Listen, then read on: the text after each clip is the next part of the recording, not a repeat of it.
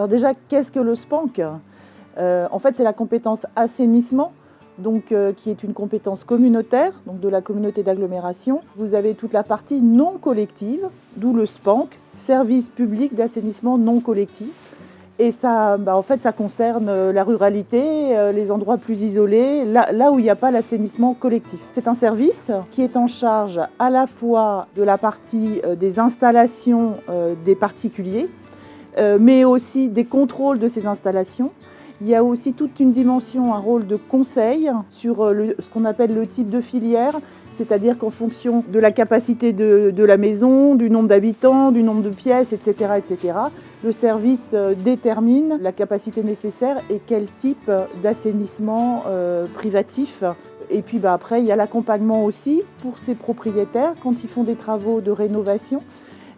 Avec les aides de l'agence de l'eau qui viennent financer souvent très largement la rénovation de l'installation. L'activité essentielle du SPANC réside dans la réalisation de contrôles. Une installation tout au long de sa vie devra être contrôlée en fonction d'une fréquence qui a été établie. Ce contrôle il aura pour but de vérifier le bon fonctionnement et l'entretien de l'installation. Une installation dans le cadre de sa vie, de son existence, sera contrôlée à différentes étapes. Elles ont été contrôlées dans un premier temps par un diagnostic il y a quelques années.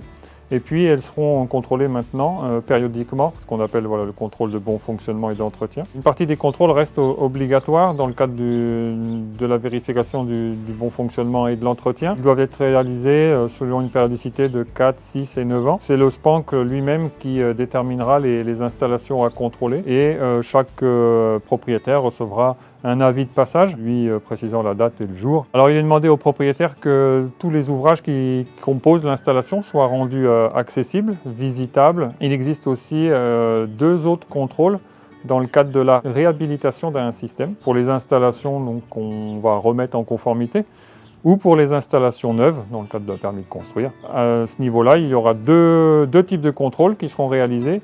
Un contrôle sur la conception de l'installation et puis un contrôle au moment de l'exécution des travaux. Donc on viendra vérifier la conformité des travaux par rapport au plan et à la conception qui a été établie. Dans le cadre d'une vente immobilière, il y a un diagnostic de l'installation qui est demandé. Donc il peut être tout à fait le diagnostic réalisé dans le cadre des contrôles obligatoires de bon fonctionnement d'entretien. Mais ce diagnostic doit avoir une validité de moins de 3 ans. On est là aussi pour accompagner les usagers tout au long de la vie là, aussi de l'installation. Donc soit pour des conseils d'entretien ou les aider dans les différentes étapes de la réhabilitation, donc les phases de conception du projet. Et puis dans certains cas, on peut les aider aussi à monter des demandes de subventions pour les réhabilitations de systèmes qui sont aidés par l'agence de l'eau Seine-Normandie.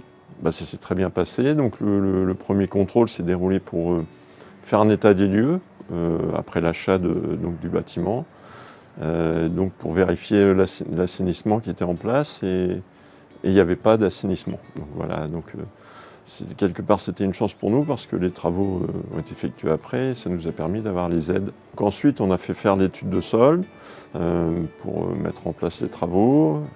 Le terrassier a fait les travaux et il y a eu un deuxième contrôle qui a été fait pour la fin des travaux, voir s'ils étaient aux normes et puis vérifier que tout fonctionnait bien. Voilà. Donc ça nous a rassurés parce que le spécialiste qui est venu du SPANC pour vérifier cela nous a permis de nous expliquer un petit peu comment fonctionnait l'assainissement sur notre terrain.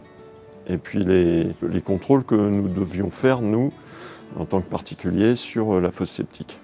Non, c'est pas contraignant, au contraire, je trouve que c'est une très bonne chose. Et puis d'avoir un assainissement aux normes, je crois que c'est très bien pour la planète, pour l'environnement.